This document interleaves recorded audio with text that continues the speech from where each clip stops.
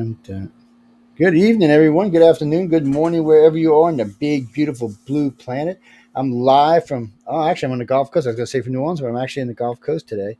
I'm at a little place called Pass Christian, Mississippi. Probably no one's probably ever heard of it, which is really good by me. I'm not going to lie because I'm in the big city all the time.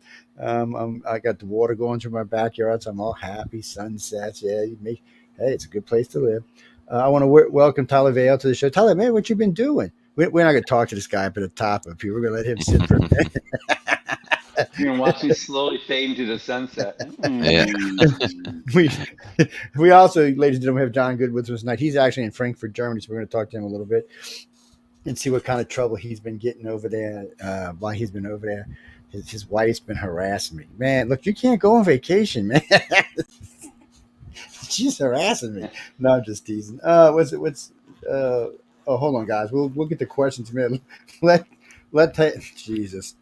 Taylor introduce himself properly and wait for him. I know he's one of the illustrators, and I know he won an award. Ooh, and you're looking good, by the way, too. All happy, look good, got good color in you, man. Life's treating you okay. Well, go ahead, and tell everybody who you are. Well, I'll ask you about that in a minute.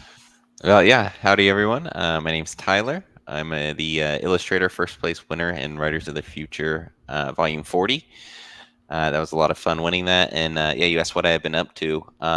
Just pretty much same old. Been trying to get better at my skills and doing private commissions whenever I can get them.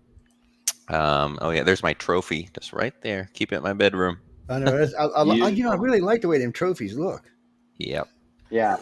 I need one of them for back here, even though I don't know how I'm going to win it. It's heavy too. That thing, I think I weighed it. I think it came out to 17 pounds. Oh yeah, they heavier. They got some serious weight to them. They're cool looking trophies though. So you're just hanging out, getting your back together, ready to go out and kick the world's ass. And in about 2 weeks from now, there's going to be probably a change of command. So we don't know which way it's going to go. So you never know how this is going to affect people like artists. It affects my business. It affects the radio business, but it affects my construction business as well. It does make a big difference who's leading the country and how much money I make. And a lot of times it's like shooting in the dark. And I know it's the same for artists because I got a lot of friends in the field and they're like, well, because some companies want to hang on to money because they're nervous. And some companies like, well, I really like this and I just want to spend some money. So I mean, you do freelance, right? Yeah. So I do freelance. But yeah, I probably won't see much of a difference either way it goes. But for me personally, it depends. It depends where you are and stuff like that. It's what part of the world are you in? I'm in Texas, in a town called College Station. I don't know, man. Trump wins, you may see a lot more money. I doubt it. I'm just teasing. I was just teasing, man. I got a bunch of friends from Texas, and we ain't gonna talk about them because they're all crazy. But I mean, I got a bunch of friends. I spend a lot of time in Texas, so. It's crisscrossing it actually. Yeah. So that's what I mean. When I say I spend a lot of time there, I mean literally 16 hours this way, 16 hours that way. Oh, you drive through it a bunch? Oh yeah, man. It is. Well, we'll just say Texas got some pretty places, people, but man, a lot of Texas is just boring. So it's a tough ride sometimes. Good roads for the most part. Oh yeah, and interstate. I know interstate west of Austin's 85, so that's just nice. You just put the cruise control on and go. John, were you going to ask something? Yeah, I was going to say that. Mm-hmm. Yeah. So the like several of the artists that I've been speaking to are past winners are they attend conventions and they do those types of things to be able to start getting on the one-on-one thing. Because you're saying you're doing commission type stuff. Mm-hmm. Is that something that you've gone to on that? Because that's how some of the guys just build up a lot of clients. And the more they go to conventions, then each time they come back and people want to, okay, I want to get something else from this guy too.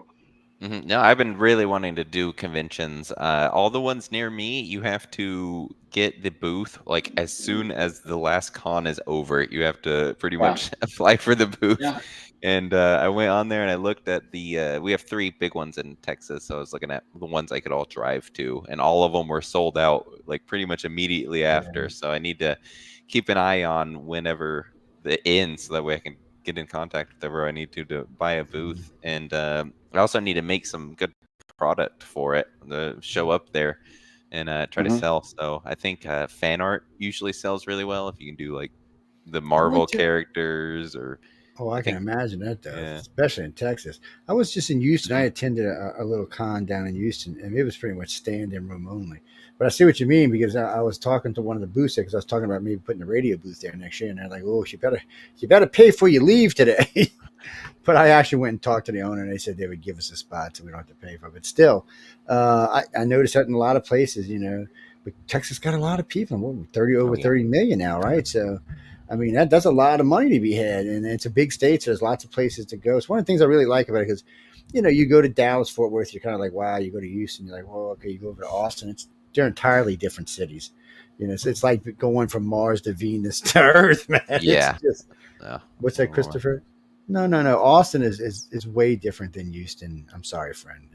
Houston's a cool city. I got nothing against Houston. I used to go hang out at the Galleria when I was younger, but I like Galveston a lot because you can drive on the beaches. Anyway, shut up, Lee. I'll just get me off topic. I apologize for that. Denise, what do you want, Denise? Spit it out. She wants to know first. She's got a question for John. She got a question for you. The one for you is she just wants to know what is your favorite medium, right? What he likes to use to do his art, and do you have any particular genres you like to do art in? Yeah, great question. That kind of art of. Sorry, I spit it backwards. Yeah, great question. I sketch a lot and just like pencil, but all my work that I actually like sell is gonna be digital. So do like little sketches like that, and then most of my real work is digital stuff. So how the hell do you? All right, I've tried doing digital art. Well, actually, let me rephrase this. I've tried doing like that pen digital art. I cannot even get a straight line out of it. So yeah. I mean, I know you can cheat, and there's little programs you can get that make the lines for you. But when you're doing like something freehand, and by the way, I'm saying this because I can't. John knows I can barely draw a stick man. I don't. We share that in common with each other. Yes, it's just and I watch people. When I'm with them, sometimes I'm watching people over there, and they're doing it on their pen. I'm like, how the hell y'all doing this? So to me, it's amazing. I mean, it really is. It's a skill I'll never possess, and I'm kind of jealous of people who have it because it's really nice to be able to produce your own art. Because I get a lot of ideas in my head, but there's no way I'm getting them on paper or on the computer. Now, maybe one day they'll come up with a program where you can think to it, and I might have a chance. But yeah, to answer your question, it is a lot of practice. I remember for the first month, I was just pretty much useless until I learned the software and how to work it. And I work on a tablet without a screen too. Some people like the one with the actual screen, so you're drawing on the canvas digitally. Yeah. But I have the one where it's screenless, mainly because of ergonomics. You're able to sit there and instead of like kind of hunching over a canvas, you're able to sit straight, look right at your monitor, and draw that way for longer hours. Well, I can see it'd be better on your back, that's for sure. What's in your genre? Oh yeah, the genre. Thank you, John. The genre I mostly like is sci-fi and fantasy, and mostly fantasy, and that's mostly what I also read in books. Is pretty much all fantasy. Have you ever seen any of Echo Chernik's Fantasy Girls? Oh yeah, she's great. We have to put a warning on the show when we ever on. Yeah, Echo Chernik. I wasn't expecting some of the nudity and stuff in her book. I know. She says she's such a seems like such an innocent person when you meet her. She is. She's a sweetie pie. She's definitely a sweetie pie. But then she has a side to her of liking these more raunchy stuff. We did one special show on it, what she called her naughty collection, and we did the whole show on it. It's online. You can go find it. It's under the author's quill. Yeah, you can go find it. What was that? Oh, I'm sorry. I'm going to ask John. Calm down. Jesus. These people are crazy lately. I think this politics is making people nuts really right now. Y'all need to all don't drink any coffee. Go find some tea or something, please, man. I think I got enough of that anyway. So reframe it because y'all have been texting and it's going up the screen a little way. So just repost it for me. Yeah, he's in Frankfurt, Germany. Well, I already asked him how he liked it, but we'll ask him again. Well, first off, she wants to know what you're doing in Frankfurt, Germany. She doesn't know what you're doing over there because she thinks he does live in LA. Calm down. He's got a wife in LA, yes. But he's in Frankfurt for a special reason. Right now, Yeah, it's the biggest book show in the world is called the Frankfurt Buchmesse, book fair, and tomorrow's the last day of it. It goes on. It started Wednesday, and so tomorrow's the last day. And there I've been doing interviews, more podcast interviews with people there at Frankfurt. A lot of people with Battlefield Earth, Writers of the Future. We share a booth with New Era Publications, so there's a whole section there on Dianetics because it's the 75th anniversary, and so I helped organize up 4 awards from publishers around the world, acknowledging Dianetics as the best-selling book for their country on self-help, and they give a nice little, plaques and trophies and did presentations there. So was working on that, and then I'm just meeting new distributors, more booksellers, and this is the second year I've been back since the pandemic, and so one thing has happened too, probably in every industry, but in publishing too, is there was a lot of turnover in the industry when people were, they were just, okay, this is the time to retire, so I'm just building new lines, new relationships, and or seeing people I've not seen for a while. I really love it. It's like I said, it's the biggest book show of the year, and I think it was 105,000 book trade people there, and then Saturday and Sunday there's an additional 140,000 public that come. Book trade pretty much is Wednesday, Thursday, Friday, and then Saturday, Sunday there's still some book trade, but mostly it's the consumers that come there to buy books. They make it a double show on that. But they have 6 halls that they've got exhibitions. There's one that's the German hall, one's the international, one's the country guest of honor. This year, country guest of honor is Italy, so Italy has a hall. But you got virtually every country in the world is represented. Had this lovely couple come by today. I had to go and say, where are you from? You guys look so good. And they're from Iran. And I said, wow, because we've had 2 illustrator winners from Iran. We couldn't get them to come to the awards because we couldn't get visas for them. That's definite politics there. No, and yeah. But I went to the South African stand to get introduced to the South African book publishing industry. I've gone, just all over the place to meet new people that we can use to keep on building and building and building.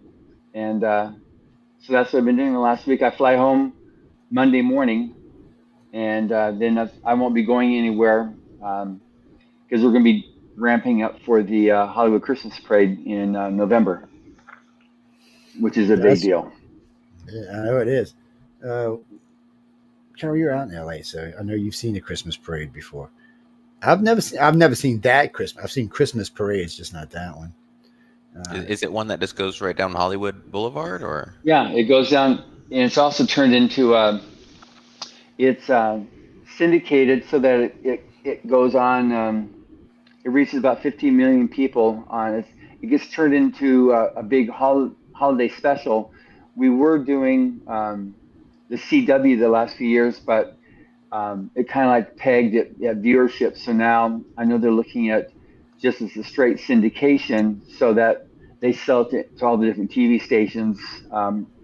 So that'll be it's a 2-hour broadcast. There's all types of Hollywood actors, and there's we're the green room for it. So we have a couple hundred actors in our building, and then they load onto the parade at the beginning where we are, and it goes down Hollywood up to Vine and then back on Sunset. So it's about a 3-mile route, and several 100,000 people are there to watch the parade. But it gets turned into it's the biggest Christmas holiday special in the United States, and so that's we get a lot of folks there that participate, and so there's a lot of moving parts there. And In and Out, Emily just finished handling them, so they're going to be they're catering, so they're they got a huge truck, and so they're parked on the street, and they'll be making hundreds of doubles. You Some good meat. Californians and your In and Out, man. Oh my God, I you love like it. the Texas and their Mm. Whataburgers, man. Oh my God, the freaking Texas got a Yeah. Whataburger in every corner, man. In-N-Outs are better. I'm from Texas, and I'll say In-N-Outs are Yeah. a little better. I still haven't Yeah. ate. I haven't eaten In and Out, so I can't say. Whataburger's haven't? okay, but no, I You've didn't. been Every to time LA like 3-4 times. Okay, well, next time you come for next some reason, April. for some reason it just doesn't. We were going to get one last year. And I was going to steal one last year after the gala, and then somebody grabbed me to go somewhere, and I was like, "Damn, man, let me come with it," because they had a bunch of them. They must have fed the crew afterwards, and that's what we I was do. gonna We buy snatch it, like yeah. 60 or 70 of them, but we go through hundreds at the parade. Oh, I can But imagine. yeah, you no, do. it's Yeah, I can when imagine. Kevin Anderson flies into LA from the first thing he does, because there's an In-N-Out right by LAX. So the guy that picks him up and takes him to the hotel for Rise of the Future, they have to stop at In-N-Out so we can get an In-N-Out, and then he'll I move want to on. try one. I mean, But yeah, I I stay didn't away know from that. the chains down Yeah. here. We got things like the Swamp Room, which has a burger this thick, and or the Harbor. I mean, they got certain lounges and restaurants that see down here. If you serve alcohol, you have to serve food, and a lot of these people get famous for their hamburgers and their steaks. I mean, freaking hamburgers this big around, man. It's like, that's Well, ridiculous. they do with In-N-Out. You can buy. You got the doubles, but you can get 3x3s, 4x4s, 5x5s. You can get You whatever you want, basically. Yeah. Yeah, you I can know. just I know. I stack got like friends out there they ring that it up really for like like them. you want to 5 you just have to really unhinge your jaw, but yeah, you can do that. Well, Yeah. I got friends out there that like them. In and out, we're going to send you a You like bill a for few? this You like a few advertisement. Tyler then? So Tyler, you like the double doubles or the what? Yeah, doubles and then animal style. Absolutely animal style. Yeah, that's how I order them. They're speaking Greek, people. I have no idea what the hell they're talking about. Animal style means that the onions are grilled. Mm-hmm. That's cool. I can do onions either way, so grilled or raw, it doesn't matter to me. But it's because in the South everything freaking has onion in it. You're not getting any food down here that doesn't possess onion in it. Because they got a place called Lee's Hamburgers. They actually, it's one of the things they're famous for, is putting onions in their hamburgers. That's the problem down here. We got the chains, but then we've got all these individual places that make really good hamburgers, and you get it's hard to choose sometimes, to be honest with you. But now on the coast, you're kind of stuck to either casino food, which is really good, or whatever chain happens to be around within 15 miles of my house, because there's nothing around here. What's that, Dan? You see, in California, you got Honey Nut Cheerios, and out there you've got the onion Cheerios. Yeah, pretty much. Funyuns is what we got. Huh? What's that? What do you mean? He's one of the winners. He wouldn't be if he wasn't one of the winners. No, it was this year you won, right? It was this year, right? It was. He's got the book in his hand. I just seen it. I had it. Somebody snatched it. They wanted to see what you won. Volume 40, right there, and then his illustration is. And not this one right here. That's the one I did. Yeah. Is the for the story Squiddy by John Eric, and then I won first place with that. Yeah. Oh, I know this. When you did the illustration. Free plug. Okay, good. Thank you for your plug. So with Squiddy, did you have the idea? Because I know that Echo has asked for 3 different concepts. Mm-hmm.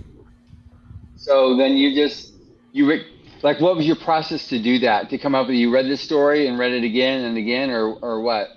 Yeah, good question. I had read this story, and then I kind of sat on it for a few days. I've had some initial ideas, nothing even close to what I ended up with, though.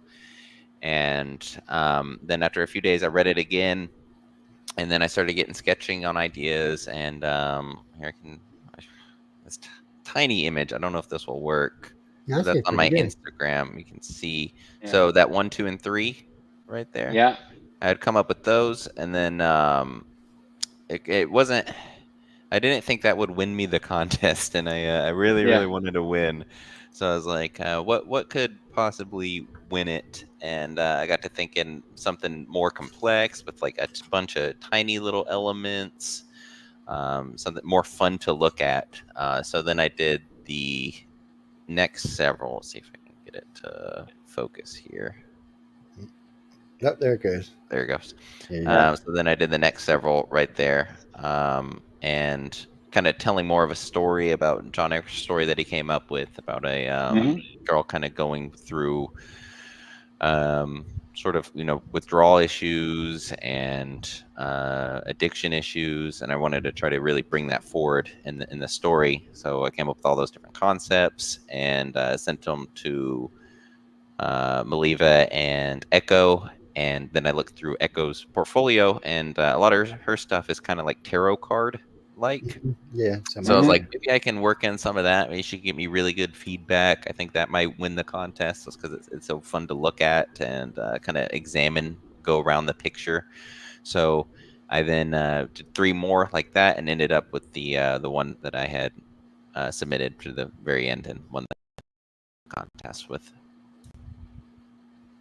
You named it, and you kept on wanted it a lot, and just work until you kept going until I found something that I was really happy with. And I think I did, what was it, 9 images in the end, or sketches, I guess you could call them. Yeah. And went with that one. So. Sorry, I was clearing something with the computer. No, that's just it's amazing. I'm not much better than I like it, don't like it as on art. So I'm a total dilettante on it. I'm really understanding. I'm working on. When I get back to the office, I'll be more training in the area of that book that you got called Art. I'm studying that newly, and then there's a lot of other supplemental material that goes with it on color charts and learning the depth with color and creation, of adding elements to that don't distract but that contribute and make the whole thing go. So I look at the piece. You have so much stuff going on, and it's like, how do you contain that, control that, make that go? Because it was, plus it's such the girl herself that you described there is just, she's definitely trying to change her way, because she's been pretty foobar, and so how to deal with that. So that was very good. And then when the judges came in saying, okay, that was their favor, it's like, there you go. But they're looking at also, since they see the different technique and style you're doing that I don't see. So that's why I'm trying to now study more, so I can actually see what they see. Yeah. Be able to appreciate all the more. Yeah, it's a big journey. And when I first got into illustration, I think I was about 23, and I was working retail, and I was like, I gotta figure out a career for myself rather than just working retail. No disrespect to retail workers. No. Yeah, retail's hard work for the money you get, man. Yep. Yeah, retail is very hard work. So I was like, I need to start a different career. And then I started getting into illustration. I was like, I think it'll probably take me maybe 2 years to really break into the industry. No, it's a lot harder than I thought it was going to be. I'm still struggling to get in it. So but winning this now contest, there's no more attention. Now there's no more attention Kmart sharpers. So you got to find something else for retail now. Yeah, they just filed Chapter 11 for the last time. Yeah, life is weird. I mean, I sent my daughter to school for art, for graphic art. Actually, she went in, got hired while she was in school. Wow. Good paying job, $125,000, and we're talking like 20 years ago, man. And she was talented, and then she was 80% of school. She was interning for the company, coming back and forth. And my family we have a lot of real estate involved in the family and construction and stuff. And we're friends with a lot of big apartment companies around the place. But she went to go work over there part-time to make some money, fell in love, became their #1 leaser, and never left. She's still there today. It's like, I don't know how she did. Personally, I thought, to me, I would have thought art was more fun. But I don't know. I mean, I don't do it, so I don't know how much stress is involved when you're getting involved in that kind of stuff. And I imagine companies have deadlines and want things done when they want them done. I know I've heard Echo and Tom Wood both talk about, deadlines can be a real pain in the ass. But business is business. Sometimes they're unrealistic, but and I think companies know that too. I think sometimes companies know the deadline they're giving somebody is unrealistic, but they do it to try to speed it along anyhow. What's Mhm. up, Christopher? AI. So Christopher wants to know, I don't know exactly, this is kind of weird way he worded his question, but basically he just wants to know, can you use or incorporate AI into your work and still keep it mostly you? I would say you can, but you got to also think about the ethical issues with AI and how it's pretty much so the way it's built. For people that don't know, is they take data sets, which are images they just take offline, which according with U.S. laws would be copyright laws, and they should be breaking laws here, and it's still in court to find out if they really are. But like all your Facebook images, everything on Instagram or X, they just take those pictures and put it in a big data set and then have humans train it. So one thing they're also doing is taking artist work and plugging it into that without asking permission, without paying artists or anything like that. So any data set that you go and try to find online has stolen work in it. So the first problem is I don't really want to use programs that have stolen work in it without paying the author or artist or anything like that. And then, but I still have played with it before I even knew about all that issue. And when I played with it, it didn't really give me any good results that were actually like cool. Like it's really good at generating images like, oh, show me a pretty girl with black leather armor. It can do something like that, but if you're trying to get something really specific or unique, it kind of struggles with. So to answer your question though, you can incorporate it, but then you have some other questions. Well, no, I can understand that. I mean, when I was made aware of it, there was ethical. Matter of fact, I called John the same damn day. I was actually on air and I had a guest on, and he really was educating on me. And at the time, it wasn't popular yet. I mean, I literally called John that day because I know what they do, and I'm like, "Well, wait a minute, now this is going to be a problem in the future." But you know what's funny is I've done some work for debunking AI. I've done some for the Miami Police Department. I've done some for some people in New York. Somehow or another, my name got out there for doing it because I mentioned it one time. I busted one guy doing a fake photo, and you could tell because the hands were kind of, AI's got issues in some places, and if you've watched it enough, you can see it's got issues. Some things with the eyes, sometimes it'll pull these back a little bit too far. It's getting better, but still. But I debunked that one, and then Miami called me because they had this. They said there was this huge thing running through the middle of the mall and running around the mall outside. There was 50 cops dispatched for this, and I got into it. The Miami one, you said? Yeah, it was in Miami. Yeah, it was. So they dispatched. Yeah, they dispatched 50 cops for it, and you do see this thing that looks like it's about 15 feet running outside in front of the in front of the building, and then you see this thing in the middle in the building. I said, well, what I don't understand, I said, I know y'all policemen, please don't get offended when I ask you this. I said, but did you look around? And the sheriff was like, what do you mean? I said, well, the people upstairs aren't even looking. They're just milling around doing their things. I mean, nobody's running and screaming. No one's taking pictures with their cameras. I mean, obviously, if there was something there, they would have been taking pictures of. I would have been for sure. Right. And so none of that was going on. And then I noticed the thing in the middle of the mall. It actually looked more like three humans had been just squashed together and then kind of pulled out, And when I showed him the hands and the feet, he was like, oh, man. He said, you're really good at this. I said, not really. I said, this is anybody who is in the business would recognize this pretty easy. And but since then, I get paid for it. So something you might want to think about. They pay you for that kind of stuff. We banned AI off the network. You can't have your banners or anything like that done in AI. Some of my hosts got pissed at me because the banner for one of my shows is an AI banner. Matter of fact, the banner for UFO, it's the one for UFO Code Jeff Weiner made live on the air in 5 seconds. It's a good banner. It looks good. For UFO on the cover, it is. For anything else, no. But because of that, I banned it from the network. I'm like, nope. This is going to get in people's pocketbooks, and we can't be having to get in people's pockets. Yeah, I mean, you can't. Yeah, but you can't copyright it, and so if you put it up there, anybody can take it and use it because nobody owns it. That's right. That's the other problem. But you can't copyright it because you're stealing it. I think that they know where they're pulling data from. Like with Facebook, John, here I'll explain Facebook real quick. So if you have a private account on Facebook and you post artwork, Facebook owns it. Oh yes, my friend. If you want to keep kind of. Yeah, well, They don't they own can use it. copyrights. Yeah, they can use it, so they have the right to use it, and anything they want to. It clearly says it in their bylaws.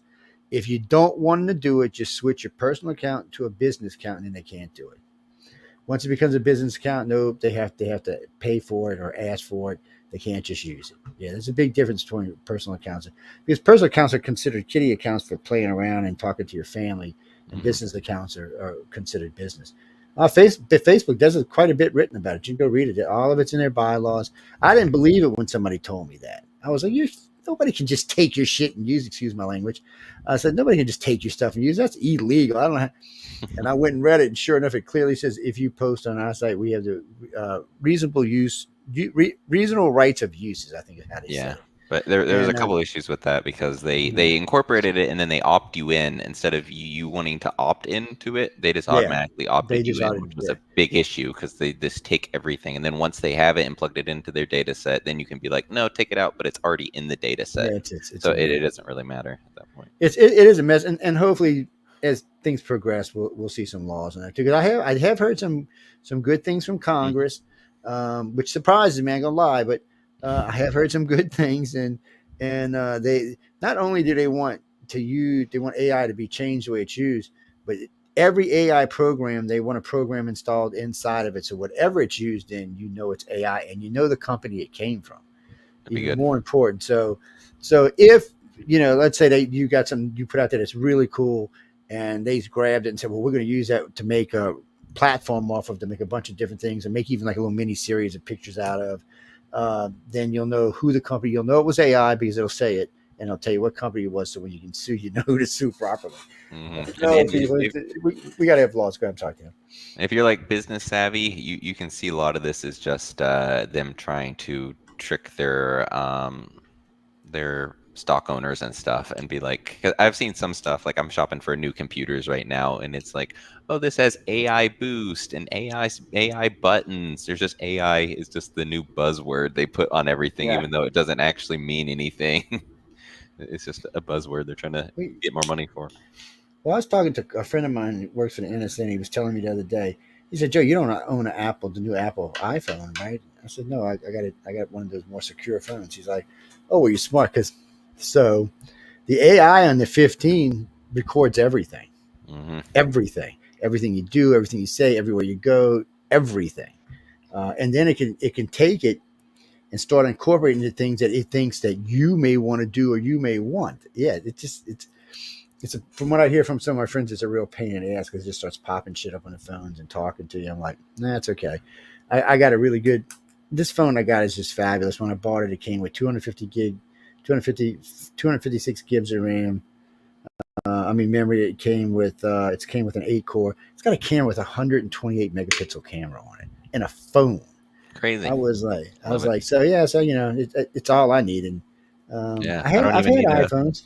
professional phone anymore. You just use your cell phone. There you go. Yeah, I mean, Yeah. well, that's the thing. We used to keep hard lines because in the old days, the station we had a backup a V92 modem, and the old ones. I don't know if you remember when I would go and before we had real internet. Mhm. People, if you don't know what I'm talking about, don't worry about it. This was before we had real internet. Today we have real internet. Back then, we had phone modems that sometimes connected, sometimes didn't. Sometimes programs where you'd be sitting there watching the thing, oh, just spinning away, and you look at 5 minutes, you thought it was going good. Yeah. Today you'd be throwing it out your damn house.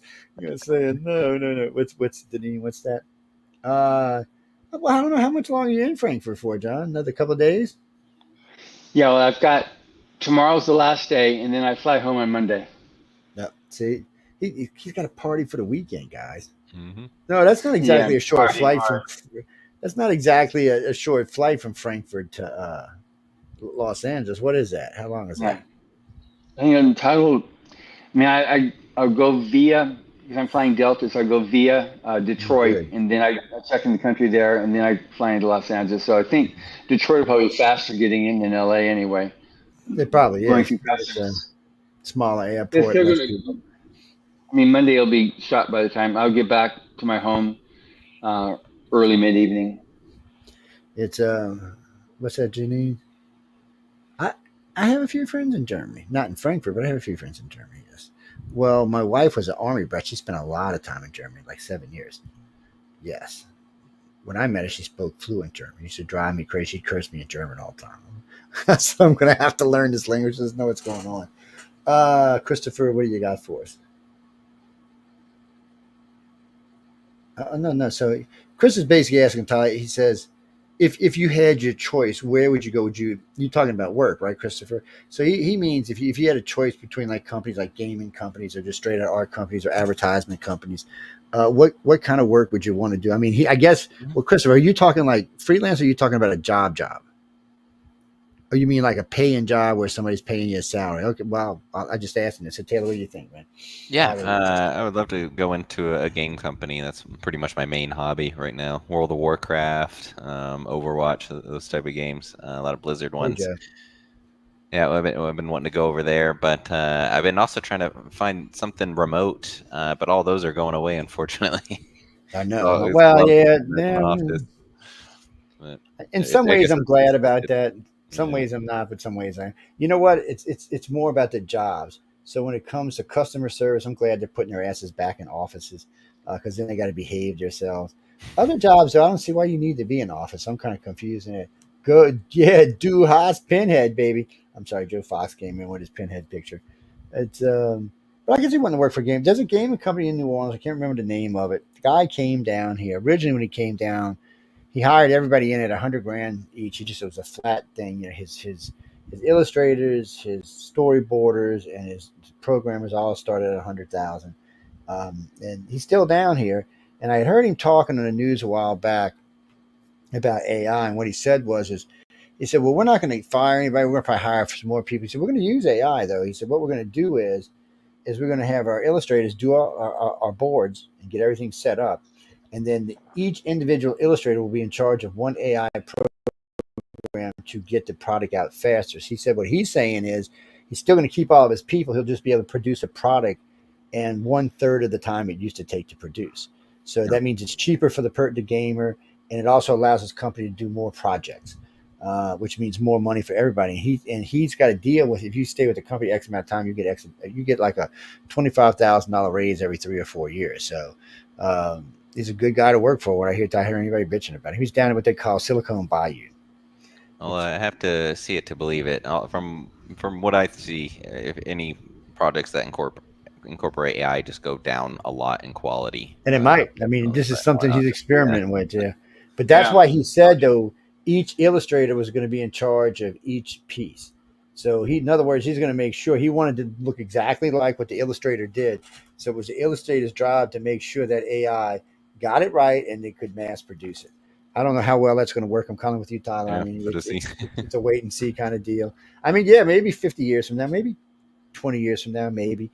Yeah, and then like That's if John society mentioned, don't get mad at AI and ban the shit. So, and you like never John know. mentioned, with copyright laws, you currently cannot copyright AI, even if you say That's the other problem. print an AI image and then have an artist work on top of it. You still can't copyright that. It has to be completely from a human. So if Yeah. say like he's making a game or TV show, people could just take all the images and sell them. He can't really do anything about it Yeah, if just they are guilt trip using Right. about AI. it. And that's all stuff Just they're when gonna I have to got, deal with.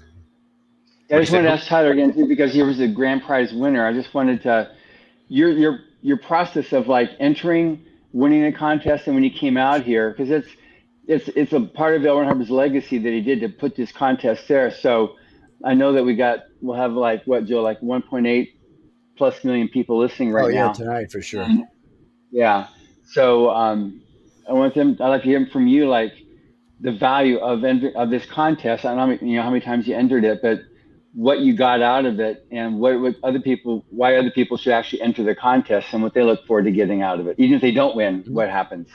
Yeah, great. Thank you. So this was the first time that I had entered, and my friend that had been applying for years was like, "Hey, you got to sign up for this. You're so good." I was like, "No, I'm not gonna win. They're not gonna select me. There's probably 20,000 people applying every quarter." But I applied, and the very first time I had won to enter into the 12 other winners. Um, or is it 24, including the Yeah, writers? it's 12 writers, 12 artists, 12 Okay. of each. Yeah. 24 winners. I had got selected, I think in the second quarter. I got selected. I was really excited, and then they told me, "Hey, you're gonna do this illustration for the book, and you're gonna get a story, and then you do an illustration based off of that." So I got the Squiddy story, and I was really excited. I was expecting. I was gonna say it wasn't what I was expecting at all. I was expecting something like fantasy or sci-fi, and then I get a book, very emotional and like human book. So it was something kind of different, and I was really trying to think what I could do for that. But I think it turned out great, and here's the illustration I did for that Squiddy story when it came out. So I did that, sent that in. The process was really easy. I got hardly any feedback on the actual piece. But when I first joined, I was like, Echo, you got to go really hard on me. I want to win here. If you have any feedback, let me know. No, you And brave telling Echo to go hard on you, man. I know Echo personally. You tell her she's going to go for it. Yeah, so she gave me some really good feedback. Super useful. And then I sent that in, went by a couple months, and then flew out to Hollywood. That was great. My first time ever in Hollywood. Pretty much the first time in Cali too. And loved it. And then I met up with all the other artists, which was one of my favorite experiences by far, because you get to meet the other 11 winners that had won, and all submitted stories. All went through the same thing that you did, got a story they had no idea of, and then had to illustrate in it, which was a lot of fun. I'm still talking to them. I just messaged one of them just a couple days ago, and we were talking about art. So that was really fun meeting them and making new friends and just sharing in something. We even went out. There was a little Star Wars bar in Hollywood, and that we went out to walk down. That was a lot of fun. Hang out with them. Met so many awesome people. Then went and did rehearsal and everything. Was super nervous. And then next day you go up there, and then it's all gone really quick. Just super nervous, and then all of a sudden you just do it, and then it's over, and you're like, oh my god, I can't believe I survived through that. Yeah, once it gets going, I don't even know how you got time to be nervous. To be honest with you, man. I don't even remember it. It was just all. And then when you're announced as the winner, what was that like? At first I was just so nervous. I was like, oh god, I hope they don't call me, but I hope they do at the same time. So I wishing everyone else, we were secretly taking little bets on who's gonna win. The other illustrators. That was a lot of fun. But yeah, when I got called up there and the heart rate just spiked, I was like, oh my god, so excited, but also so shocked, because there's so many great pieces. If anyone's interested, this book is fantastic, and there's so many. There's some good stuff in there. There really is. Yeah, really. I'm good. about to read it again because I forget things now. My brain ain't as good as it. Marsha, what is signed copy, so don't read the text here. But yeah, so many great illustrations in there. Everyone's so good. Yeah. There's a lot of autographing goes on at this thing, by the way. No, Marshall, what he's talking about is all 24 of these people are winners. All of them are. Yes. And there is like first, second, third. But so at the gala, though, there's two big winners. The one overall artist, overall illustrator, and overall author. And they get a little boost, more money and stuff. And it's a lot of prestige. But you got to remember, they've already been up on the stage at the gala and gave their, oh, I love y'all, thank y'all, their little acceptance speech. Mm-hmm. And it varies from artist to artist. And then, right at the end, they do the two big ones. And I don't even know how some of y'all do it, man. I can just see. I mean, first, I'm getting up on the stage and talking. It's not the easiest thing to do in the first place. It's not something the average normal person wants to do. You can really screw yourself up. Honestly, though, 5 years, I haven't seen. I better knock on wood before I say this. In 5 years, I haven't seen anybody blow it or lose their mind or do anything stupid. I've seen people get really, really nervous and some of them look like they might going to pass out. I almost did.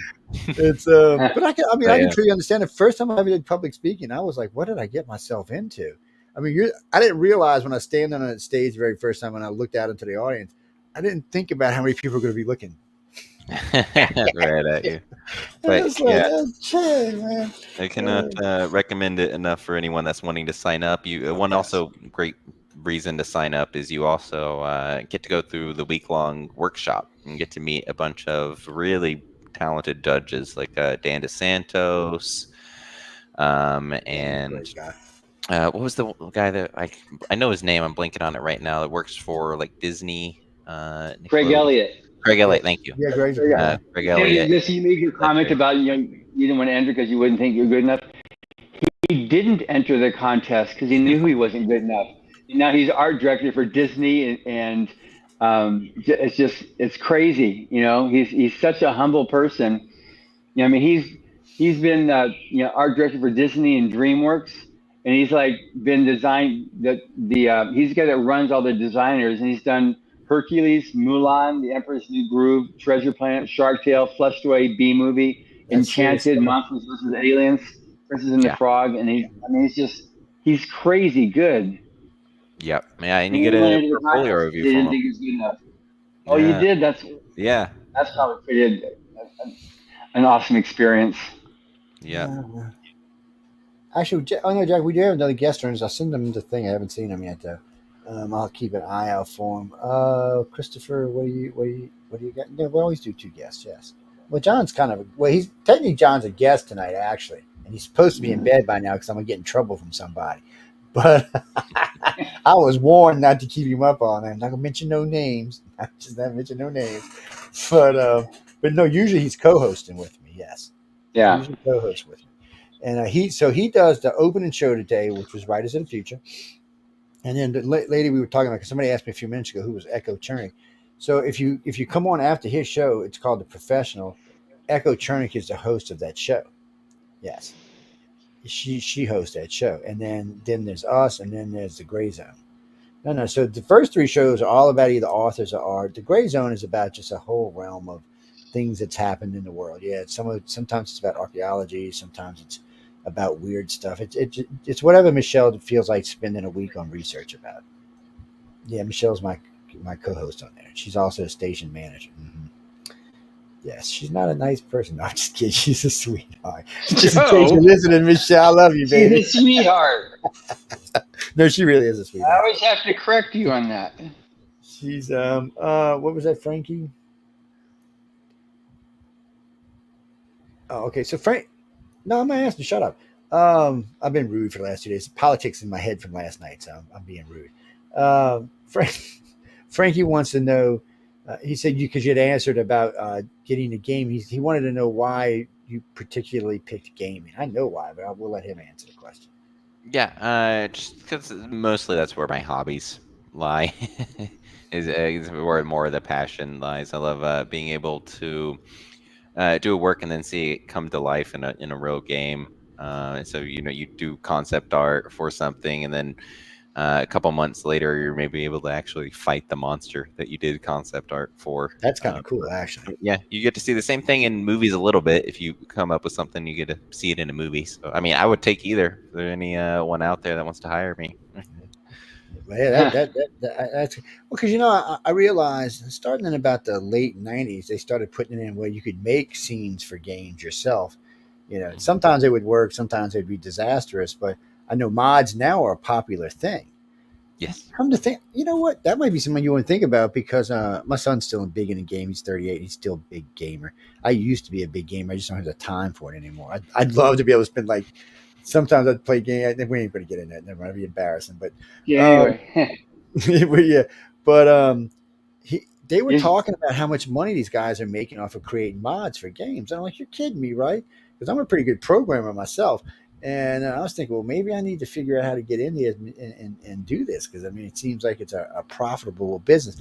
I don't know. It might be something you check into. I don't know if it's something you do or not do. It's something to look into. I see we got John down. Hey, John, what you doing, baby? It's happy Mardi Gras. No, I'm just teasing. We're going to bring him up in just a second. We're going to let Tyler John's the one. He's the story that Tyler illustrated. Yeah. Yes. And so we're gonna. Well, let's bring him up right now while we got them both in the queue together. And I'll say hi to him, and then I'll sign out. We got a good-looking crowd here tonight, man. All right. Howdy, Tyler. It's great to see you, John. And Joe, thanks for inviting me. Oh no, you're always welcome, baby. Always welcome. So first off, John, introduce yourself properly. Tell everybody hi. Tell them, what book you want in, and well, they should know from here. But go ahead and tell them anyway. Yeah, absolutely. So my name is John Eric Schleicher. I'm writing now under the byline J.E. Schleicher. That's short for John Eric. But I'm a Missoula-based writer, and I write speculative fiction. And I recently won the Writers of the Future contest. And my story, Squiddy, which Tyler so amazingly illustrated for, is in Writers of the Future, or L. Ron Hubbard Presents Writers of the Future, Volume 40. Yeah, this is a good book. Y'all should get Good, out there. you passed that. That's a pass. Johnson, you hired, buddy. You hired. Got a good tutelage. So wait, is speculative fiction what you prefer to write in, or there's? I mean, there's a lot of genres out there. Yeah, absolutely. So, I mean, speculative fiction is such a broad umbrella, right? Kind of dealing with the fantastical, subverting the natural laws. My brand of writing is I write a lot of horror, science fiction as well. Squiddy is science fiction with kind of light horror details to it. I do also write fantasy as well, but I'm mostly kind of drawn to the darker side of the umbrella, so to speak, where there's a lot of shade. Darker side sells good, man. It's a good selling thing. Dark side does now. What was that, Christopher? No. We did. No, we're not talking about the force, man. That's not what we're talking about. I'm sorry. The dark side, no. We're talking about the dark side of writing, the dark side of a story. You know, some stories are happy, bubbly, and light. Dark fantasy. Yeah, dark fantasy. Because you get these light, I'm gonna bubbly have to sign off here. Yeah, get out of here, go get some rest, Papa, and I'll talk to you. Yeah. All right, good seeing you. Yeah. Be safe. Let me know when you get home. To enter the contest is go to writersandfuture.com. You can enter the writer portal or the illustrator portal, and it's free to enter. And you maintain the rights to your story and your art, and you're judged blind by the judges, and they can tell you more about that, the value of being blind judged. And with that, back to Frankfurt Book Fair tomorrow for the final day. Okay, thank you very much. Enjoy yourself. See you at home, man. Good luck. Okay, bye-bye. Cheers. Christopher, that's writersofthefuture.com. Yeah, just writersofthefuture.com. It's galaxypress.com if you want to buy some, but writersofthefuture.com if you want to join. Yes, Yeah. do both. Yeah, got this great book. Check it out. It's well, I don't know how that works. You know, John has actually explained this to me before. So Michael just asked me. He goes, "Well, do they get any kind of percentage off the book?" And I'm I said, "No, I don't think so." I said, "They get a lot of fame off the book." I said, "But I don't think they get a percentage off the book." I said, "The book." Right, I can go into the details, Joe. Regarding go ahead.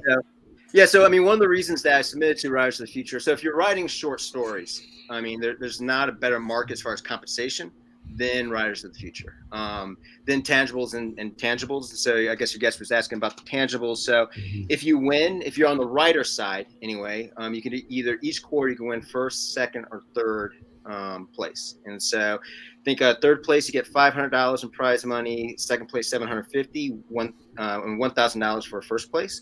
And then you are flown out, expenses paid for a workshop, and that's a huge prize right there, where you're taught by the industry greats on the writing end as well as the illustration end. You have a week-long workshop there. So just what you learn is fantastic, and then also the intangible networking with professionals too is huge. And then on top of that, on the writing side, is you're paid per word.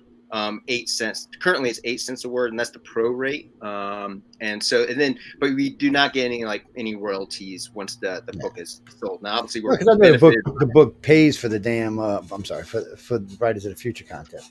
Right. John. So it's a twofold thing actually. L. Ron Hubbard put up money in the beginning, so that money just grows and goes on and goes on and goes on, and that pays for Writers of the Future, but. Also, the book sales from galaxypress.com also helps to pay. Well, it's a big event now. And the gala itself, I imagine, is quite expensive. They put on a professional Hollywood gala. I've been to a lot of galas in my time over the years, and I was actually quite surprised. I mean, I've been to a lot of book places too. Well, I should say illustrators and contests and writers contests. And usually when they say gala, they mean something like, a cafeteria or something. This is actually, no, guys, this is actually serious Hollywood gala. And they put us in limousines, put us out there, drive us out there, drop us off. Everybody's all decked to the nines. Everybody looks good. It's all formal. It's nice to see all the writers and illustrators. It's also nice to see all the judges dressed up. A lot of them clean up really good. You'd be surprised. Yeah, It's you can watch it on YouTube too. yes, you can. Yeah. Well, you watch it on we broadcast it live every year since I've been affiliated with them. We broadcast it live. Usually we get around 2.5, 3 million viewers, and then we also post it on our YouTube pages. Our YouTube pages are usually just for storage, basically, because we do so much video. It makes it easiest to store video that way. But they're always going to be on YouTube. There's 2 different YouTube channels you can go look for them on, and the big one, for some reason, YouTube decided it. All 3 YouTube pages all had the same exact content. The big one that was making actually good money, they decided to take it down. No reason why, no exact, just took it down. So, we gave you 3 strikes in one day and took it down. I've never even seen that happen before. No, Christopher, but you can find it there. You can find it. It's on. I think you can find it through writersofthefuture.com. You can find it through unitedpublicradio.com, or it's actually uprtalkradio.com. You can find it on SoundCloud if you just want to listen to the audio version, or on the YouTube channels to watch the video. Yeah, you can see me embarrass myself on there. It's great video. I mean, it's very professionally done, so everything looks really good on the cameras. What was that, Jack? Well, not okay. No, they do have teleprompters, and some of the people use teleprompters, but the winners don't. The winners either have a piece of paper in their hand or it's in their head. It's one or the other. Yeah. And so, I asked this to Tyler earlier. So how did you feel, John, when you went up and got on the stage? I mean, I know everybody's got to walk up on that walk to the stage and get up on the stage, and so it affects everybody differently. So, I mean, did you like it? I'm sure you did, but I mean, were you nervous, or because I've seen a couple people look like they were about to pass out? Yeah, I mean, all of the above, right? It's a big moment. And for me, I've been gunning for this contest for a while, and so it took me 14 submissions before I finally won. And when I started submitting, I watched the galas to be inspired and kind of dream myself up on stage, and it happened. So yeah, I mean, when I went up there, incredibly nervous. I'm sure I had a speech written. I had the shaky hands. Now, I wouldn't say fortunately, but I only showed up once on stage. Now Tyler had to do it twice. He got the 2. Golden Rush winner. So give a shout out for that. Well deserved for sure. Who was the author winner this year? I know I interviewed him. That was Jack Nash. Oh yes, it was Jack. Okay, Jack's an interesting character. Much better grand prize speech than I had. Hey, look, I mean, it's what it is. It's hard. I mean, when you start thinking about making speeches and you win this and then you win the second time, a lot of people don't think they're going to win, so they're not really prepared for it. And I noticed my first year I went out there was after COVID, so they had a double year, so there was 24 of each. There was 48 winners altogether, so it was a nightmare is what it was. For me, it was a nightmare. So I was just really, really busy. And I was only out there for 4 days. Usually I go for 8. And it was insane. Some of these people really literally looked like they were just going to faint. I said, man, were you people getting COVID? Are y'all just that nervous? I mean, it was funny. But I can see people getting nervous. And then some people got up there and made pro speeches like, hey, I've been doing this my whole life, man. All the ones for 40 were really good. There was not a single bad one. And I tried to memorize my speech, but I was like, I can't do this. I'm just gonna read. I'm gonna go up there and open my notes and just read it down. There's no way I'm gonna be able to memorize this. I mean, you see big politicians all the time. They got their little notes on their little, sitting on the podium in front of them. Do I use notes? No, but I do more freelance speaking for the most part. If I'm doing a lecture, where it's something I do over and over and over, it's different because it's memorized. But a lot of the time when I'm doing Q&As and stuff like that, when I'm traveling to colleges and stuff, man, that's all, open. There's nothing to think about. There's nothing to talk about. It's whatever comes out of your damn mouth, which can be good or bad. All people make mistakes, my friend. I'm sorry. Yeah, it doesn't matter who you are. No, I'm not going to tell you the most horrible thing I've ever said on stage now. Not on this show. It's not appropriate for this show. You know what? Ask me on Friday night on News on the Flip Side, and I'll tell you. And by the way, all y'all over here with this side conversation going on about last night's show, Friday nights, that's what it's for. Keep it for Friday night, yes. I do politics. Well, I do news on Friday. I don't want to say – we're doing politics right now because it's election year, but it's usually just a news show. We do 3 – it's 9 to 1 a.m. is what it is. So, and there's 4 hosts, and it gets insane some days. And it kind of carries over into the week because this is the next show following it. What is that, Michael? What you're just posting away? What do you got, Michael? Oh, so Michael, we asked this question to Tyler earlier. Michael wants to know if you could pick, like, if a company was going to give you a job, as an author, as, just writing for them, what kind of industry would you really want to work in? Because I mean, there's a lot of different places. I mean, there's movies, there's TV, there's gaming, there's other stuff besides that. There's companies that do commercials and things like that. So, well, he was just curious to which one you would like.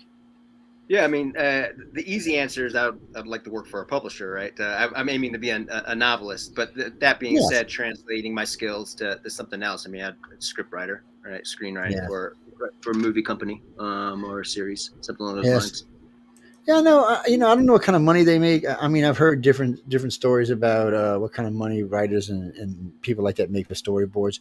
I guess if you get on with a company and the series takes off, of course, the longer the series runs, the more money you're going to make.